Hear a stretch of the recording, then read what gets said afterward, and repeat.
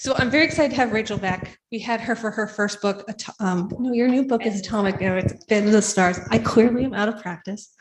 So this is her second novel, which, if I remember correctly, you had sold the day before Bend in the Stars, which is super cool.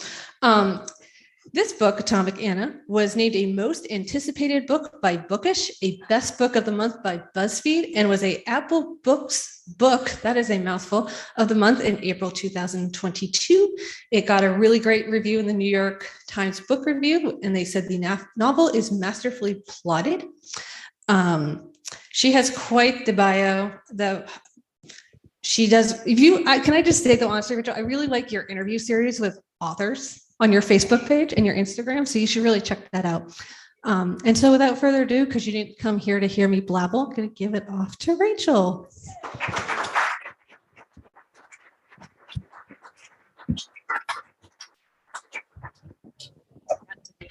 Hi, everybody. So I know like all of you. Thank you so much for coming. This is the best kind of talk. And since we all know each other, feel free to raise your hand, right? Ask questions anytime. And I'm so grateful to all of you for coming out here because it's COVID and I really never know who is going to show up or how many people are going to show up. And so I'm super grateful when anyone comes. So thank you. All right. Are we good on sound? Okay. All right. So I'm so excited to be here for Atomic Anna. And just to see you guys again. I mean, it's been a really long time and I wish I could like hug and kiss all of you. Well, I probably already have, or I will. So I'll get to it. But in the meantime, so some of you might remember from A Bend in the Stars that I grew up with these two great aunts who are at my house pretty much every Friday night, all the time. They came for Shabbat dinner and they used to call me over. I was the oldest and, you know, they would bend down and they would be like, Rachel, come on over. And I would come on over, you know, and they smelled like they drank off our Manischewitz. They smelled like herring. I love them to death because my grandmother died when I was very young and they sort of stepped in and they would say, Rachel, do you know where the passports are? Do you have the emergency money? And that was my job, so I did. So these aunts were a huge figures in my life.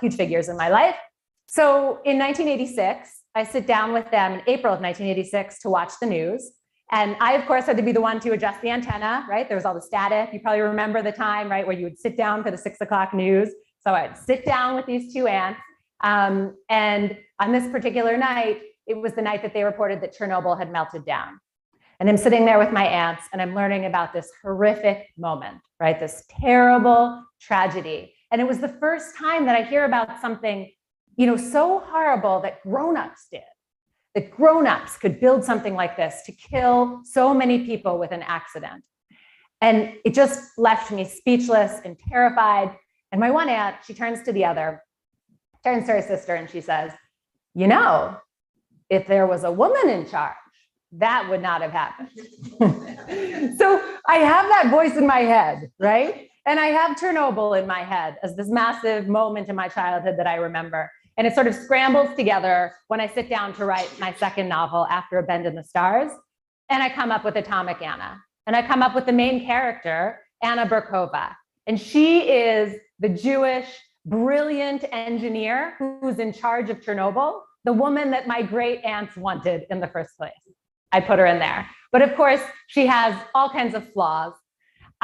So Anna, the book opens, maybe some of you have read it or started to read it, but just in case you haven't, it opens in a scene where Anna is holding an amplifier. So a device that she built in order to make more power, right, come from Chernobyl, from the reactors, from what they have with less fuel. She's holding it at the moment that the reactor melts down, and this amplifier is transformed into a time machine.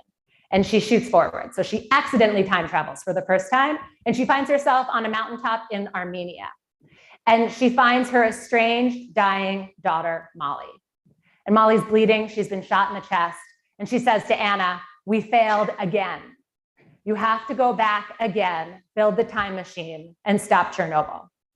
So in this moment, Anna is sitting there. She's holding her dying daughter. And she has a choice. She can save that daughter, or she can go back and save the thousands, millions that are going to die at the Chernobyl meltdown. What should she do? Well, it seems obvious when we're sitting here in our nice, cushy library, right? Of course, you're going to save the thousands, the millions, right, over the one person. But I just want to suggest that if it is your daughter, your child, you are holding and she is bleeding out, she is dying, is that choice so easy? So the book is the story of Anna, right? We go back and we see her life and how she came to this point, to this moment, and faces this question. It also goes back through the life of Molly, the estranged daughter, who ends up growing up in the United States and becomes a comic book artist. And then it is the story of Molly's daughter, Raisa, and how she grows up to be a brilliant mathematician. So it's the story, it's this saga of love and family, of mothers and daughters and grandmothers. But really it is rooted in morality and these big questions. Do I save the one or do I save the many? And I really sort of push this morality, these questions forward. I mean, I studied philosophy as an undergrad, right? So I'm pretty obsessed with these questions. And I, in particular, frame them by using Pirkei Avot as the right, the beginning, the end, at every section, there are quotes from there. Now, this is a text that I first found. I saw a couple of quotes from it when I was in college. It's an old Jewish text, and it basically asks a lot of questions. If not me, then who? If not now, then when, right? And you know, one of the big questions, just because we can, does it mean we should? And I pose this question in, you know, particular when it comes to something like Chernobyl. So this is one of those old pictures, right, that came out, I think, in 2016, or maybe earlier. But this is a massive, brilliant scientific feat that we put this together, right? All the science, all the brain power that went into this. If you think about that, it took years, decades. But just because we can, does that mean we should? Is progress always good? I don't know. I don't have an answer. I'm not saying either way. I'm just saying I'm pretty obsessed with this question, and it is in like every chapter of the book. So you will see it in there. So really, how did I get started back on this path and remembering my aunts in Chernobyl? Well, in 2016, I saw this photo in particular. It was an anniversary spread that started to come out. And this is a picture of a pool from the closed city of Pripyat, which is where all the workers, everyone who worked at Chernobyl lived here. And this would have been their pool. This is where they hung out, or one of the pools. I think they had two, but anyway, you get the idea. I just thought this was a ghost pool. This is very creepy, right? And in particular, what caught my attention was the clock in the back there. So if any of you have ever competed or been done swimming laps or whatever, a lot of times you'll be told, right, 50s on the 30 or whatever, you use this clock. This is like your lifeblood when you're on the swim team and you're trying to learn, right, go faster, faster. But this clock, of course, is stopped. Everything stopped in a heartbeat. At Chernobyl, at Pripyat, basically the whole world even stopped and gasped, right, when we saw what happened. But this picture, I don't know, it freaked me out. It got me thinking, and it really threw me into the book, which I actually didn't even start until 2018. But this is when I started sort of thinking about this, and like in the back of my head with all my free time. I'd throw that in there. And why time? So I love to show this picture because if you see all the way in the back here, this is Einstein. And this is when he was just starting. He very famously worked in the patent examiner's office, and he couldn't get a job anywhere else, right? He was kind of a flunky after grad school. And as a favor, someone found him this job. And he was stuck examining machines that would synchronize clocks. And this was important because back in the early 1900s, we didn't have any way to synchronize clocks. So you could call it 9:30 here, 9:36 here, right? 9:16 here, but then you couldn't run a train schedule. You couldn't have any kind of schedule. You had to synchronize clocks. So Einstein famously is looking at pneumatic tubes, like flare guns. I mean, all these crazy ideas, right? And he very famously comes to the idea, actually, what we should be focusing on is light, because light is the one constant in the universe. We can calculate it, right? We can figure out how long it took to travel from here to there, and we can use it to synchronize clocks. So this idea of time, though, was fascinating to me. And, as a Jew, we spend a lot of time thinking about time and counting. Right now, we're doing something called counting the Omer, right? Like we count the days, we count the hours, right? All the time we're counting. And Einstein, of course, grew up with this, and he's counting all the time. And he's asking, what is time? Well, when I showed up for my very first philosophy class as an undergrad, my professor walks in and she says the same question. She says, "What is time?" And I was like, oh my God, seconds, hours, this is ridiculous. Well, we made it up. And this was the point. We made it up. Time does not exist outside of, our systems. There's no time for the moon or whatever, anyone else. Being here, 7 o'clock on this date, so that we all gather together. We do that because we've agreed on that system. So I'm pretty obsessed with that, which is where we come to time travel and Einstein's thoughts that actually, he has this very famous quote that says something to the approximation of, physicists like us know that there's really no difference between the past, present, and future. And I was like, oh my God, that's time travel. So that brings me into Atomic Anna. And that's really where the book begins. So I'm going to read just a couple of paragraphs from a couple of different sections to give you guys sort of a sense of the book. And then I'm going to sit down with Ruby and I'll do a Q&A and, we can ask your questions. But so the book opens when I mentioned that Anna is, fast forward the first time she goes through time, she lands here on Mount Aragats in Armenia, which was the Soviet Union, and this real life cosmic ray station. This place is real. Like, this blows my mind when I read about this. The Soviets built this literally to study cosmic rays. And people climb up here, right? And they're machines, like big computers, big systems in here, and all kinds of measurement tools or whatever to measure cosmic rays and energy coming down through the, through from the far, far away galaxies. It's pretty amazing.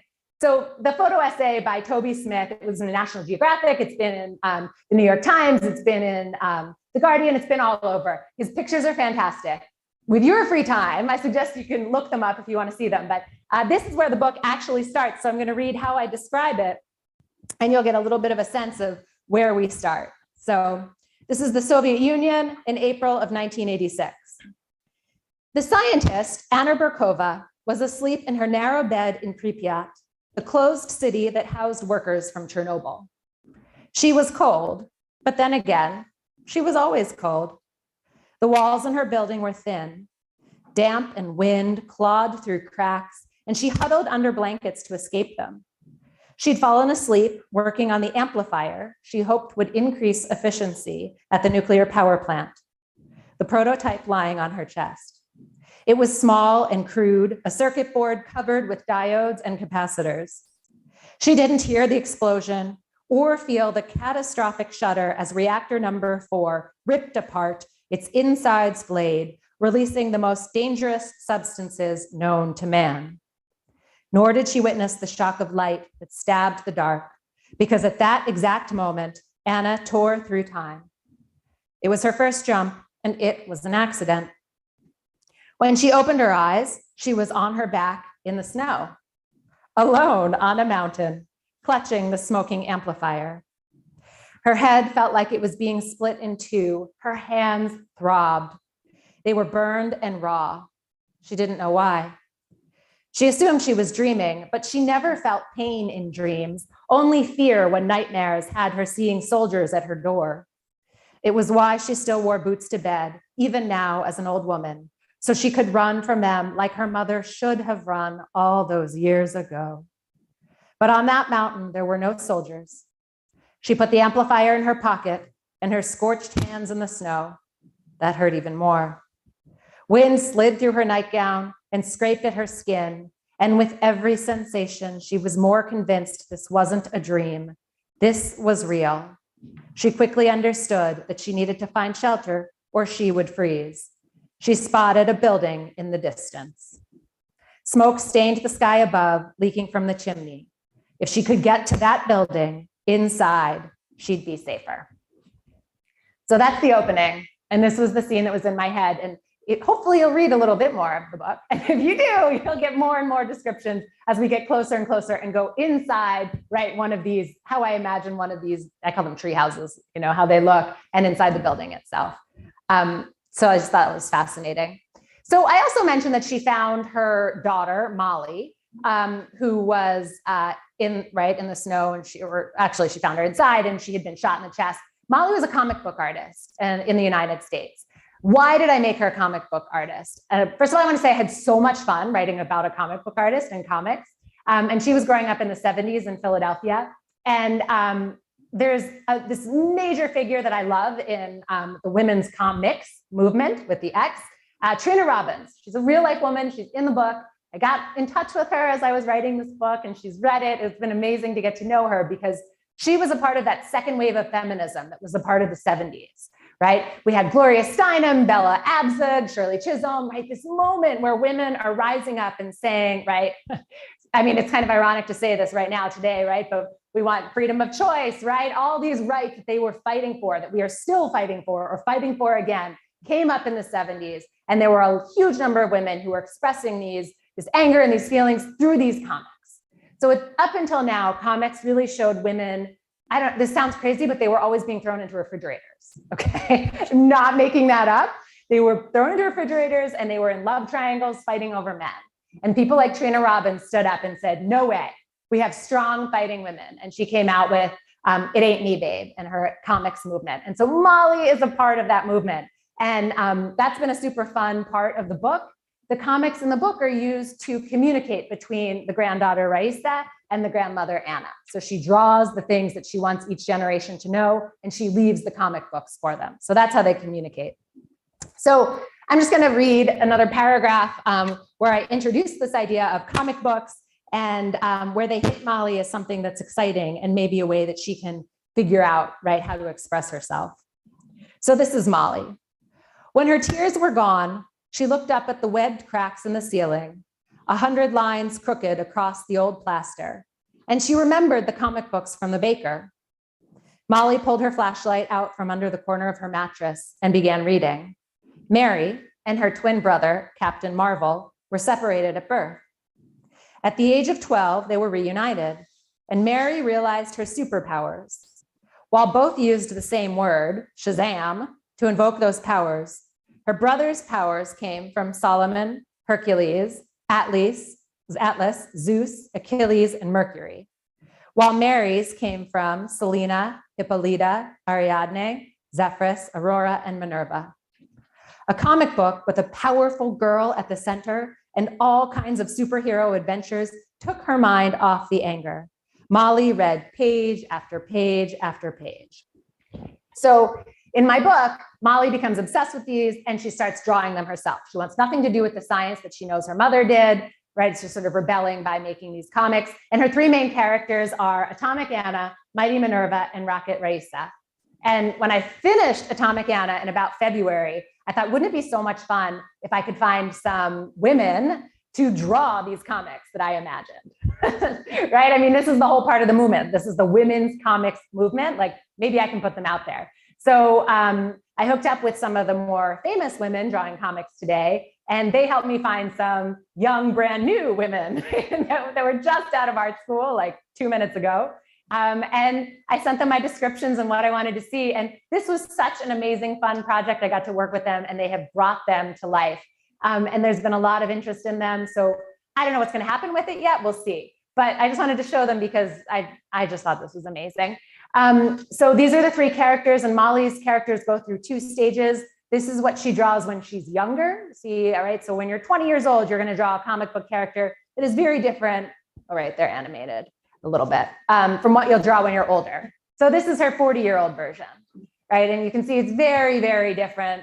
You know, anger, different sorts of feelings, romance, right? Here we are. This is 40-year-old, and we see some of the other figures in her life coming through. It's been interesting to see the reaction from fans to these comics because some people really love these younger ones and they think they're really fun. But I don't know, the 2 pictures of the 2 men have been getting a lot of attention. I kind of feel like, but that's not the point, right? We're supposed to be looking at the women. But there you go. That's Instagram and TikTok for you. So I'm thrilled that people are looking at them, and we'll see what happens. So Angela Wu and Emily Ree are the 2 artists that made these different comics, and they're just incredible. And it was so much fun. Okay, so on to the 3rd generation. And this would be Raisa. So she's the youngest, and I have her growing up in Philadelphia, where I grew up. And a lot of it is set in a section of the city called the Northeast. And this is actually a picture from the Northeast and from the weekly flea markets that were there every Sunday. I was there all the time at these flea markets, like every week. They're super fun. And I describe them in the book. And then this is the Russian market or the butcher shop that she would have been working in, that her grandparents owned. And then this is actually the album cover for a band called Chaim. Women in Music Part 3 is the name of the, you should go and listen to the music. It's really good. But this is, again, the Russian market, right? This is an old fashioned sort of butcher shop that would have been in the book and that I described. So I'm just going to read how I describe this third section of the book, or the third generation. And then we'll wrap up and go over to questions with Ruby, which is really the fun part. So this is September 1987 in Philadelphia. When Raisa was 16 years old, she'd been living with her grandparents for 6 years in a slice of Northeast Philly they called Little Russia. There it is. The streets were lined with row homes, separated by walls so thin there was no privacy, and invisible borders so thick she didn't need to use a word of English until she stepped into a classroom at school. She never saw her mother because she had been told she was still in prison, and Raisa refused to visit. Papa was long dead, and now Raisa passed every waking hour either at school or with her grandparents working at their store, the Russian market. She oscillated between the two worlds on a schedule set by the school bell and a pair of church bells recorded in Moscow that blared on the Russian radio station her grandmother played at all hours. Please, no more meat or broth. I need to leave, Raisa said to her babushka. She pushed the bowl away. She was due at a math competition in 2 hours, and if she didn't leave soon, she'd be late. They were seated in the kitchen at their formica table, so close together their knees knocked. The whole space was cramped like that. The refrigerator was flush with the stove, which nestled against a counter that in turn spilled into a sink only 1 plate wide. Babushka often complained she didn't have room to breathe while she cooked, but Raisa liked the lack of space, knowing her grandmother was close. It was the only thing that helped her calm down, and she needed that. She'd always been nervous. Her whole life, she was sure something bad would happen. Call it a premonition or just an anxious disposition, but it had also proven to be true. She'd already lost both her parents and didn't have any other family in America. The fact was, if Raisa lost her grandparents, she would have no one. And so she needed to be as close to them as she could. All right, so that's all the reading I'm gonna do. And I will leave you, I'll leave this up as we sit down and chat. So those comic book characters that Emily and Angela put together, this was sort of our final project. These were the covers that we put together and that I've been circulating. And it's been so cool and so much fun. This was a reject in the middle, but you'll see, I don't know. It's been funny, again, like on Insta, on TikTok. So part of it, as a writer, you've got to sort of be out there, right, on these social media platforms, even though I'm totally not cool enough, but I try. And I don't know, everyone loves this romance, right? This middle one, but we rejected it because we wanted to show these strong women who were the 3 generations. So there you go. We'll leave them up as we chat.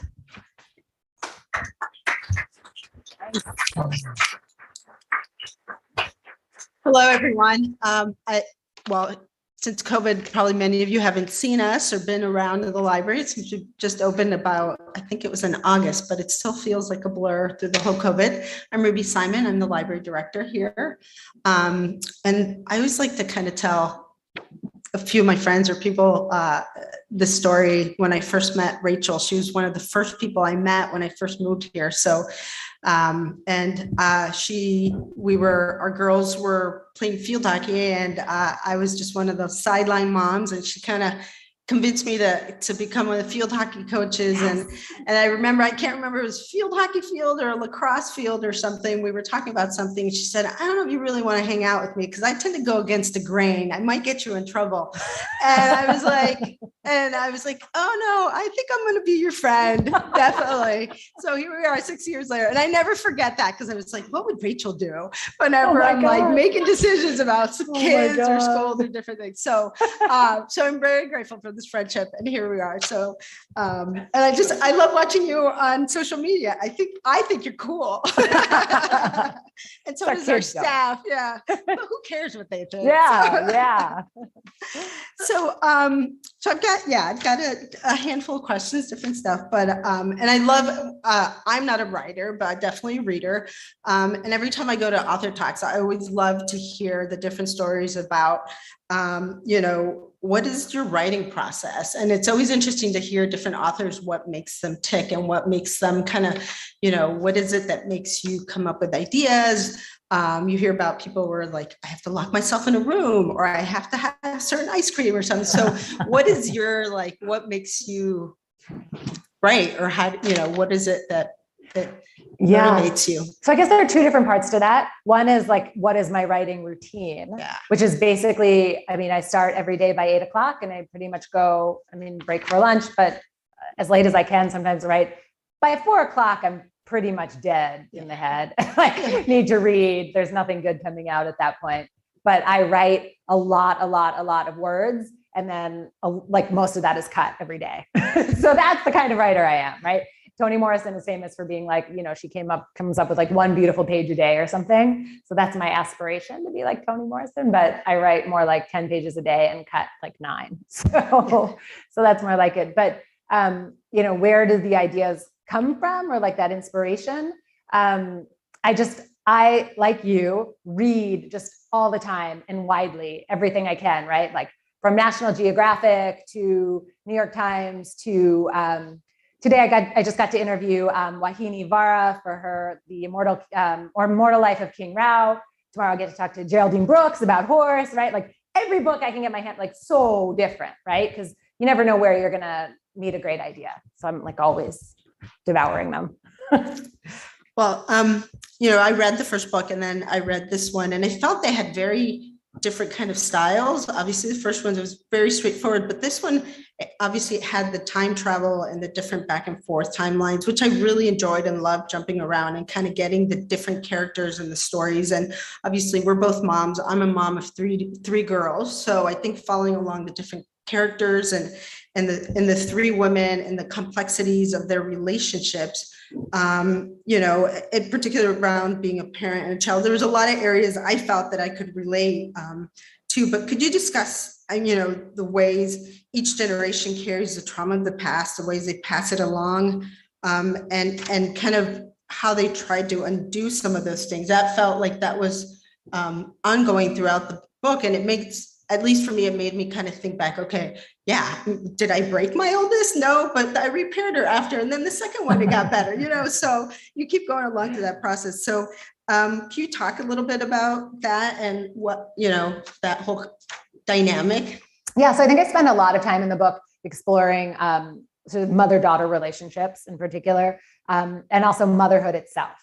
So sometimes I think there's this idealized, notion that every woman wants to be a mother and a perfect mother, and this is the most beautiful moment. Well, in the book, my characters don't want to really be mothers, right? And they become mothers in different ways, through adoption, right? Or some give away the child, or some, right, decide they're going to have it and then give it away, whatever, right? So I really want to push and explore. I'm fascinated by this idea of why motherhood? Why do we want to become mothers? And that, not everyone wants it. Not everyone, dreams about it. And then what happens to those women who in fact want a career above a child? And, if you're a man and you have, you put everything aside because you don't want to have a child, well, you're treated very differently than if you're a woman. And so this is really what fascinates me. And I explore a lot in there, and then what do you do? How far also will you go for that family if you then can't have a child, if you're adopting one because you can't physically, have one? So, what makes a family? Spend a lot of time writing about that and thinking about that in the book. And I love that part because I think that was real. You could see kind of the raw emotions. And I think as women, we don't talk about that out loud, but I think we all go through a different kind of emotional process when we are becoming mothers. And it was interesting. I love that part because there was a moment I was like, I remember there was a moment do I want to do this? And I remember probably being 8 months pregnant, I changed my mind. I don't want to do this, but right, so I think there was a lot of those emotions resonated as I was getting to know each of the characters and bringing them out. And I love them all in different ways. I definitely have my favorite. Do you have a favorite of the, obviously there's the three women, but there's also. Right. There are others too. No, I don't. But actually, so the book ends with a scene from Xenia's life. So Xenia is Anna's mom. And I actually started writing the book with her as the main character. And I thought it was going to be her book. And then I realized, like 100 pages in, I was like, this is just boring. I don't want to be writing this. So she's not your favorite. So you so got one that's not my favorite. So that, yeah. Well, I mean, so I love the like 6 pages she got in the end, and I think those work really well. But I did cut the rest, and yeah, so that was an interesting part of the process, and I'm glad I stuck with these 3. Yeah. And it's to the whole book. Like there's moments I was like, I really love her. And then I was like, no, I think I still love Anna more, and then switching back. But I love the character development. I think that was really well done and really could connect with each one and kind of feel what they were going through. So I just have to say, I thought you did an amazing job with that. And through that, I think there was other things that resonated to me as well. Through the whole book, they struggle with the intersections of their identities in different aspects. And I think, that's one part I can relate, being, first generation Mexican. And so I know, like, seeing these things where they were struggling and conflicted in terms of, are we American? No, but we will be, we will never be, and the language piece, have you, what made you bring that in there? Like, and have you experienced, similar? Right. So I was born in the US, right? I'm American. And my parents were, but those great aunts, right, were not. And, they would pack me my lunch sometimes, and it would be so embarrassing, right? Everyone else has peanut butter and jelly or whatever. I think there's actually a scene in the book too, and that have this salami, right? But it was like Russian salami, right? It's not like Oscar Mayer sliced in these nice, right? You're like, and 2 pieces of rye bread, or I would just throw it out because I didn't want anyone to see it. So I think there are parts of that, and also that they would speak Yiddish around me. And maybe some Russian too. And I was never allowed to understand it or speak it, and they didn't want me to know it. And so there was also that, I was feeling sort of left out of that, but also this realization that they were totally different people, right? You talk about code switching now, like they were totally different when they spoke to each other in Yiddish, or they were fighting or whatever, than when they would speak to me. And, and I would always was sort of sad that I never got to know that piece, but I thought that is what I wanted to, bring into the book and show that there are those different sides. Yeah. And that was probably the good stuff that they were talking about. I'm sure it was. Yeah, right? I missed all the good stuff. No, I love that part, because I was, when you were talking about that, like it was a Russian salami, and it, like the carrot, you could just feel her pain. And it's like, oh, you just want peanut butter and jelly. Exactly, stuff, right? But, and white bread. Why can't we buy Wonder Bread? Wonder. I was just gonna say it's Wonder Bread. Yes. So we have a funny story about that, because for me, I always grew up with Mexican food, and the first time I met my husband, he's white American, first time I had dinner, they had meatloaf, and I was like, what is this? This is so good. And he's one of 6, and his whole family was like, what? This is awful. So to this day, I still love meatloaf. So I really love that part of the story where it's like, I totally get what you're Yeah. So, that's great. But, and then I think it goes towards that part of the idea of assimilation, and there's a lot being written around that right now. Is assimilation good or bad? And what does that mean? Like, are you selling out, or is it just kind of something that you just figure out along the way to help you survive? And you see that, I think, in each character kind of absorbs that in different ways, or uses it in different ways. Can you talk about a little bit like why you felt that was important to bring in, and how you, again, it might be from your aunts, or, your perspective on that. Yeah. I mean, I just, I grew up seeing, I can't speak for everyone, obviously, but I grew up seeing that assimilation was, a way of showing we have arrived, right? And if I, as the granddaughter, could speak French even more, right? So like the value was not with what we came with, but what we're going to achieve. And in hindsight, I can be sad about that because I lost that language from them. And instead, like, who speaks French with me anymore, right? Nobody, unless I go up to Canada, right, or France. So, but also that piece of them and, you know, and understanding what they were saying. And I've spoken to a lot of other people as this book has launched who have said the same thing. Actually, just 2 nights ago, there was a woman who said her family came from Mexico and refused to speak Spanish with her. And so she only knows English. And she's like, and it's, you know, she was telling me how embarrassing it was that she can't speak any Spanish. And so she really identified with this idea, right? And these language switching and this, you know, sort of, it's like a conflict in the family. What are we going to speak? And I don't know, you know, do we assimilate? What is the American ideal? And I think that's changing even now. Yeah. And I think we're all still struggling with it. I think, and you have different generations that have different ideas. And I think that was a perfect example with, you know, what Anna wanted for Molly, what Molly wanted for Raisa, you know, and they all had those kind of conflicts and struggles. So you could see that in that and hear it and see that part, you know. So I'm trying to think now. I think, you know, the other part, I think that also resonated through the whole thing. That was a really big part. And you kind of alluded to it where you're like, why do people keep looking at the guys and not the girls? But the romance piece throughout the book, I think that also, I think you did a great job in really kind of creating those relationships and us feeling, you know, those different conflicts they had with each other, as, you know, all in many relationships are. What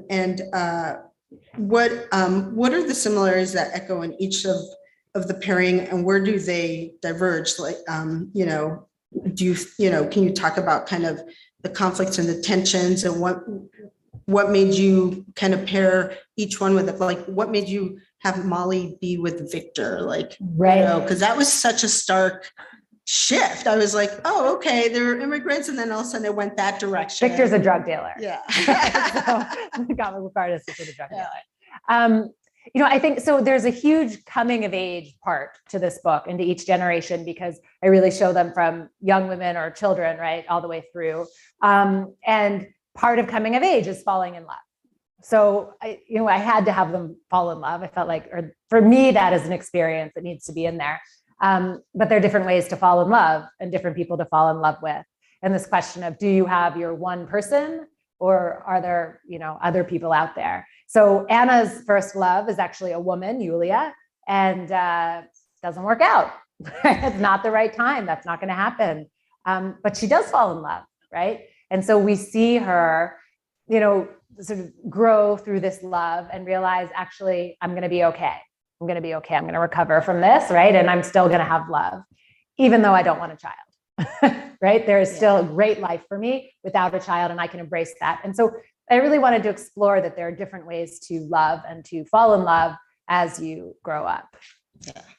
Then I love that piece that you kind of threw in, the Yulia relationship. You could see that, and it made, you know, you felt that the conflict with them, you know, within her, but still, I mean, it sounded like she ended up loving her other partner as well. And you can love in different ways, right? So I thought that was great. That was in there. Yeah.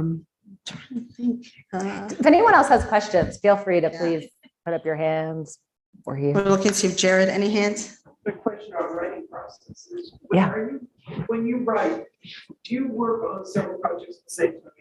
No, definitely not. But I read lots of books at the same time. So, and also I will only, like, I pretty much give a book 50 pages. And if I'm not into it in 50 pages, I put it down. But so that will sometimes mean I'm reading like 4 books, right? But because I like lots of voices and lots of ideas in my head, but I'm always working on one project, because you have to really build the world that you're writing. And for me to build that world, I have to be just completely immersed in it, right? So that my characters, so that Anna, right? So that these 3 characters on here even are real to me. So I can say, well, how would they take their tea? Oh, they wouldn't drink tea. They want just vodka. Right? Or like whatever it might be. How are they going to style their hair? You know, these little questions may sound trivial, but in fact, that's how you know your character, and that's how they become real in the book too. So I really spend a lot of time thinking about them, what kind of music they might listen to, or, you know, how do they cross the street? Do they look up before they cross the street, or are they just running across, right? I mean, these are small details that I think for me, make the character. Yeah. I like that you do the 50-page thing. I was always feeling guilty because I'm like, I'm do the first chapter. If it doesn't get it, I'm not doing Chapter. it. I mean, I don't have time for this. that's tough. Yeah. Yeah. But I It's mean, a small chapter. I'll do two. Okay. Yeah. There's so many books out there, you know, I tell people all the time, because they're like, I feel like I should really read this book. I say, yeah, but if you don't like it, don't, right? Just move on. Don't be embarrassed if all you love are, whatever, biographies about Winston Churchill or like, romance, right? Just read it, because that's what matters, that you're just reading. Yeah, I just read one of the Bridgerton, which I'd never, and my kids are like, oh, why are you reading that? I was like, I don't know, it's actually pretty good. I mean, yeah, it keeps your attention. Yeah. You're in. I'm curious, both with Atomic Nomad and Abandon the Stars. After you finished writing, are there any parts that you think about in terms of, oh, maybe I should have done that slightly differently, or like the rethink?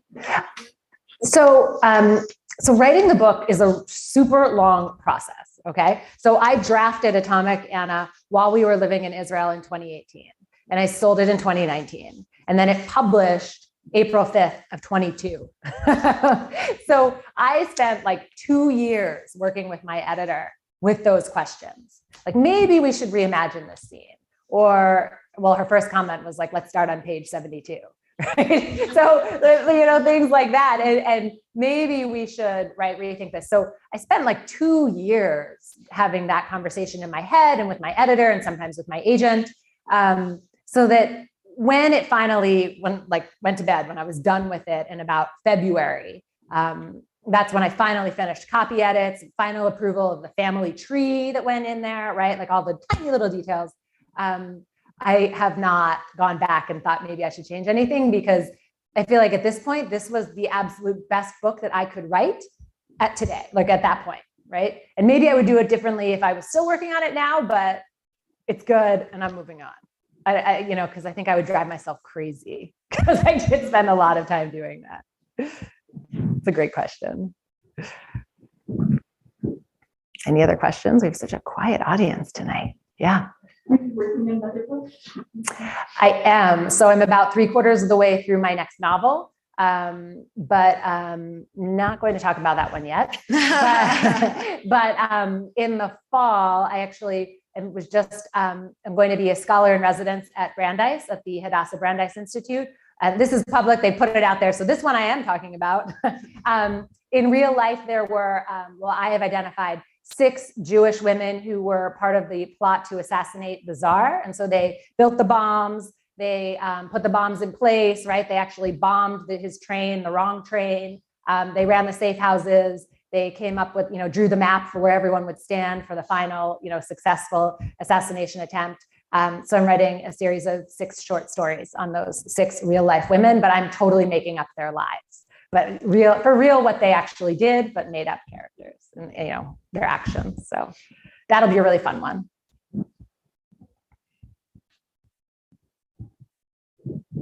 Other You questions? give yourself much of a break between finishing one book.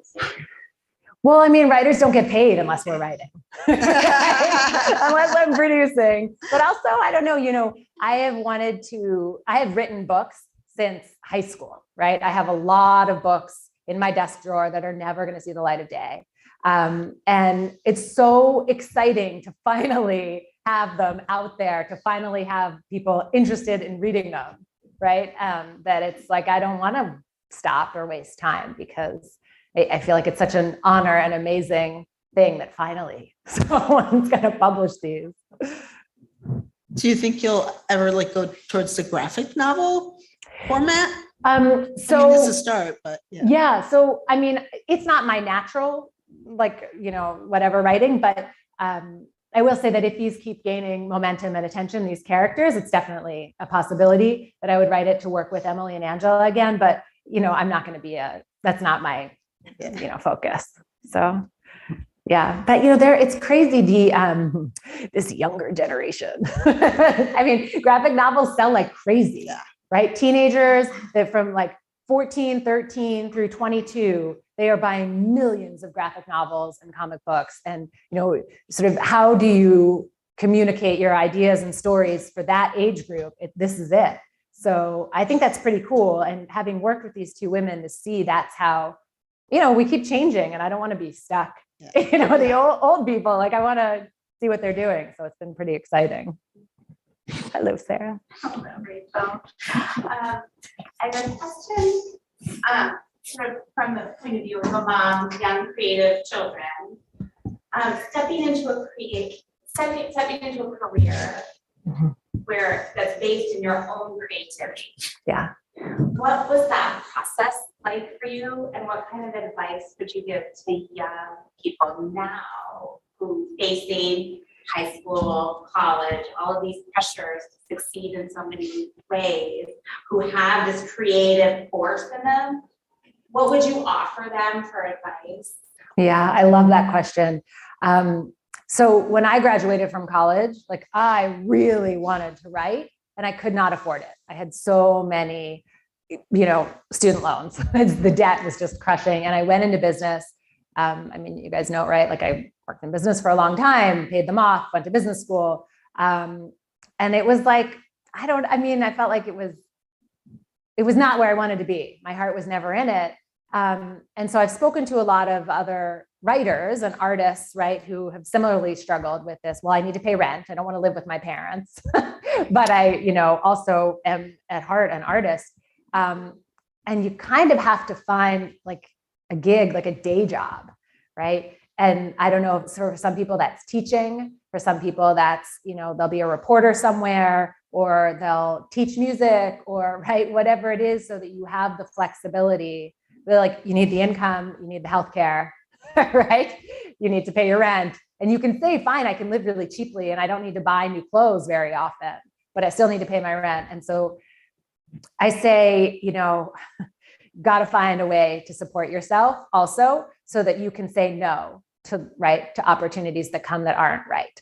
Because like the first I had, actually, before I found my current agent, another agent offered me representation 2 years earlier.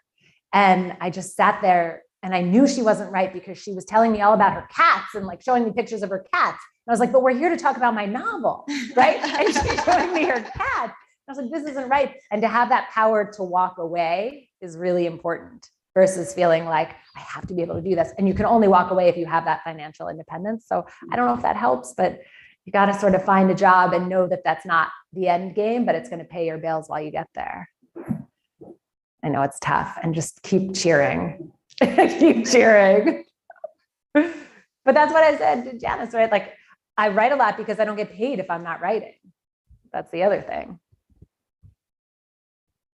The other thing people don't talk about is artists get paid very infrequently, right? Like book checks come in thirds before you get royalties. So you also have to plan, right? You get a very big check here, a very big check there, but it's like a year apart, right? So it helps to have that weekly, monthly salary. What else? Any other questions? Jared, any Zoom questions? No questions to the virtual audience. All right, it's a quiet night Yeah. here in Hanover. But I'm just so grateful for all of you for coming out and supporting and cheering. Most of you were here as I was like freaking out in the beginning, right? When I quit and shut down all my businesses and said, I'm going to be a full-time writer. Am I crazy? And most of you were like, yes, you are, but go for it. And I just want to say thank you. And at least one of you has your name in my book, and many of you may have your names popping up, because the hardest part is finding names for characters. So get ready. Thank you so much for having me. Yeah, and thank you so much for coming back, out. Rachel. Yeah. Thank you.